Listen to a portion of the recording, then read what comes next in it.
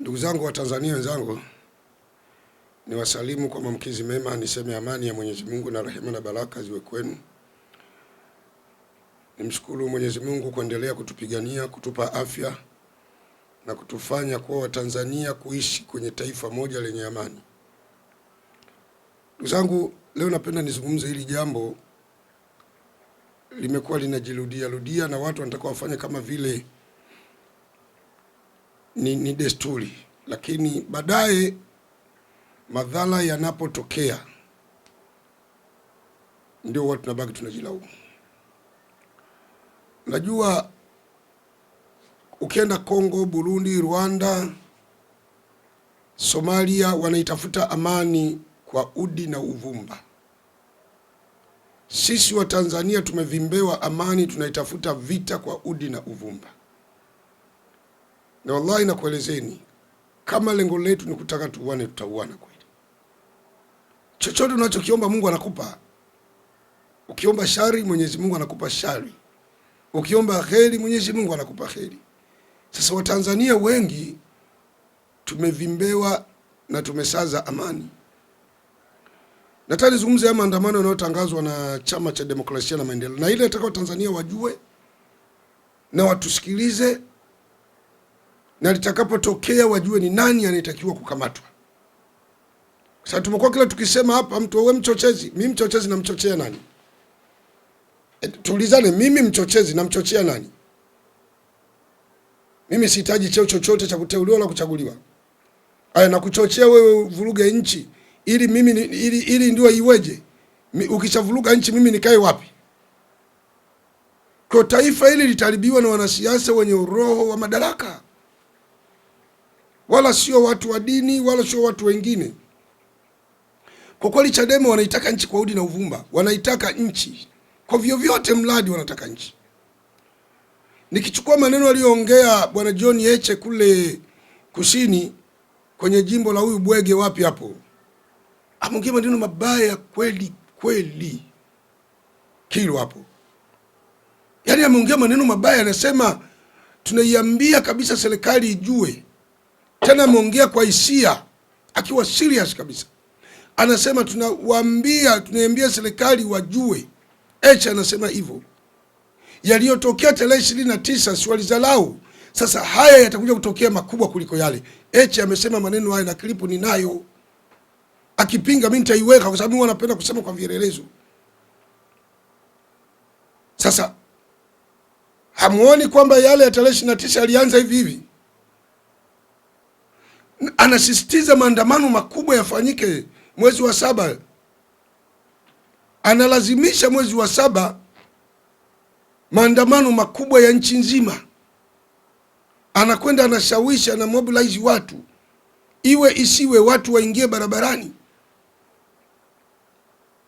Japo tukigusa Chadema wengine wanasema wewe una chuki na Chadema. Brother, mimi sina chuki na Chadema. Sina chuki na CCM. Hata Chadema kitawala mimi nitaendelea kuwepo na nitakosoa. Kama yeye anaweza kuikosoa CCM, kwa nini yeye asikosolewe? Ili tufike sehemu tuzungumze tu kweli. Kama Chadema anaweza akaikosoa CCM, na CCM ndio chama tawala na kina viongozi kina kadhalika, anakosoa. Sasa yeye Chadema kwa nini asikosolewe akavumilia? Mimi ndio nahoji hapo. Chawa wa Chadema, mbona mnang'ata mpaka msipatoka kung'ata? Kwa sababu nyinyi mnakosoa. Mwingine anaambia Mwaipopo alama zinabadilika. Wewe sema tu maneno utakuja ujibu. Yaani nijibu mimi, nyinyi msijibu. Sasa hii itakuwa ni nchi ya vitisho. Nchi tunakwenda wapi kutisha namna hii? Tunakwenda wapi? Kama Chadema utachukua serikali, kazi yako ni utaka kuja kutesa watu, basi na wewe itabidi tukwambie kwamba ni ufai kuwa kiongozi. Hamfai kuwa viongozi na wala mstahili kuwa hata viongozi. Kwa hiyo mimi nazungumzia hayo mnao kwenda mnayatangaza, mnashawishi watu. Msifikiri mko peke yenu, serikali haijalala. Mlipo wapo. Na kama kuna mtu yuko nje au ndani anakudanganyeni, mfanye, mumkomoe Samia. Samia umkomoe, Samia tayari ni rais. Pakiharibika, Samia atachukuliwa yeye na familia yake yote, watakwenda kuishi nchi yoyote duniani na watakula milo mitatu na kusaza, lakini tatizo litabaki kwangu na baba yako na mama yako kule kijijini. Ili naomba watu walielewe. Punguzeni chuki kabla mjachukua maamuzi. Angalieni kitakachotokea mbele. Angalieni. Kwa hiyo mimi leo nimependa kulizungumza hili kwa ufupi na kwa uzalendo na kwa uchungu, kwamba hayo mnayoyaandaa yatakuja kukugeukeni. Msifikiri nchi itakapoingia kwenye matatizo eti ndio itakuwa Chadema watakaa Ikulu wanakula kuku. Hata hizo kuku Chadema mnazopulani mkale hamtokula. Nchi itakuwa imesharibika, itakuwa imemwagika damu zinatembea barabarani. Maiti zinaliwa na kunguru, na Mungu atunusuru yasifike huko.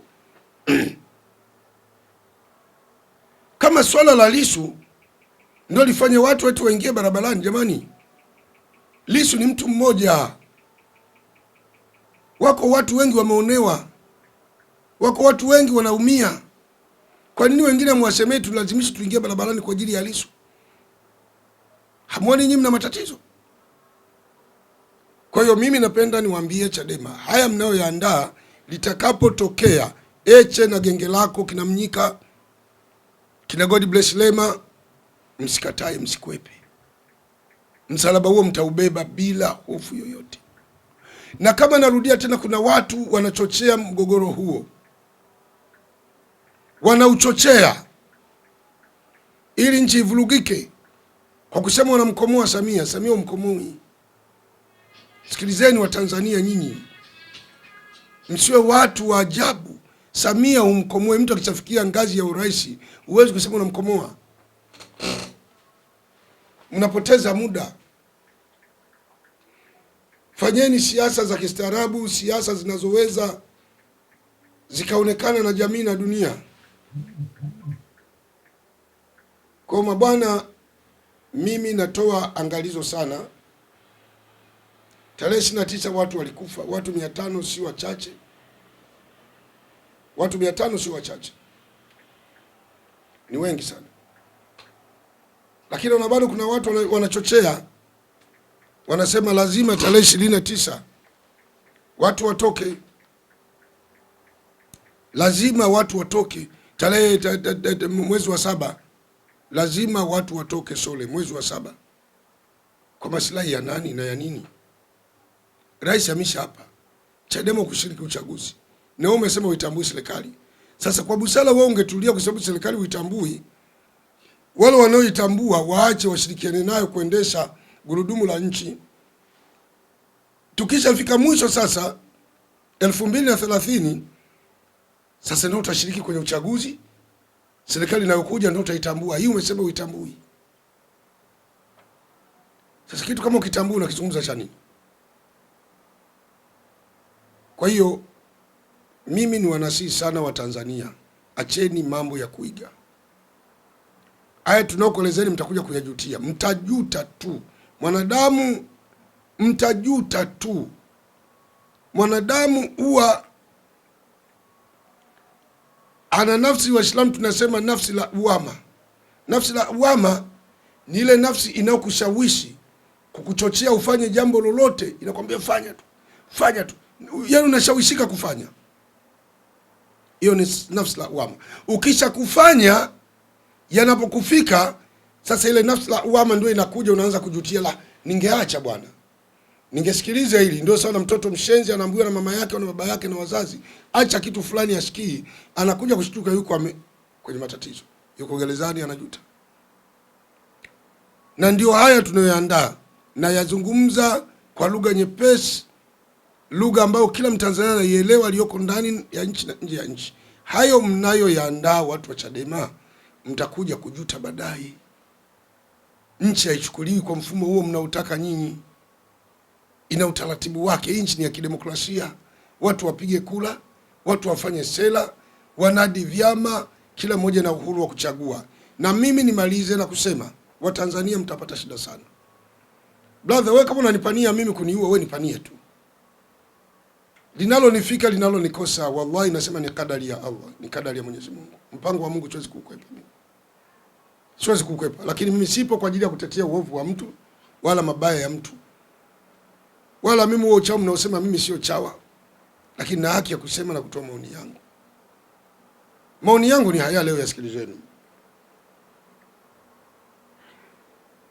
Chama kinachoweza kutuvusha Watanzania kwa Tanzania hii ilipo hivi sasa ni CCM peke yake. Yaani huu ni ukweli. CCM ina watu. Mabwana, anazungumza ukweli wa na Mungu ni shahidi. CCM ina watu makini, watu wenye uvumilivu. Hata kama uwaoni, wapo wazoefu wa siasa, watu waliojaa busara na hekima. CCM haina elementi hata chembe ya udini. Hebu ngoja leo nitoe hapa kidogo. Bwana, ngoja nieleze hili jambo la udini. Watu wengi wamekuwa kilizungumza, lakini ngoja nieleze. CCM haina udini. Na ndio maana unaona rais Muislamu, makamu Mkristo. Waziri mkuu Mkristo, sijui huyu waziri fulani Muislamu. Yaani vice versa. CCM haiko kwenye udini. CCM inabeba watu wote, Waislamu wa kwake, Wakristo wa kwake, wapagani wa kwake. Kila jamii huluka himo ndani ya CCM. CCM inakupa mamlaka kwa uwezo ulionao, sio kwa udini. Chadema ambao mnatudanganya watu, nyinyi chama safi. Chadema hata aibu amuoni, nyinyi ndio mna udini. Na haya maneno mtayakubali siku itakapofika. Mkristo yoyote, Muislamu yoyote mwenye akili timamu, awe Muislamu, awe Mkristo, awe mpagani, maneno anayosema mimi atakubali kwamba chama kinachoweza kikalinda maslahi ya hii nchi kwa hivi sasa naposema ni CCM, labda miaka inayokuja mbele. Mwenyekiti wa Chadema ni Mkristo, Tundu Lissu. Makamu mwenyekiti ni Mkristo. Mwenyekiti wa Chadema ni Mkristo, Tundu Antipas Lissu. Makamu mwenyekiti wa Chadema John H ni Mkristo. Katibu mkuu wa Chadema John Mnyika ni Mkristo. Makamu mwenyekiti wa Chadema,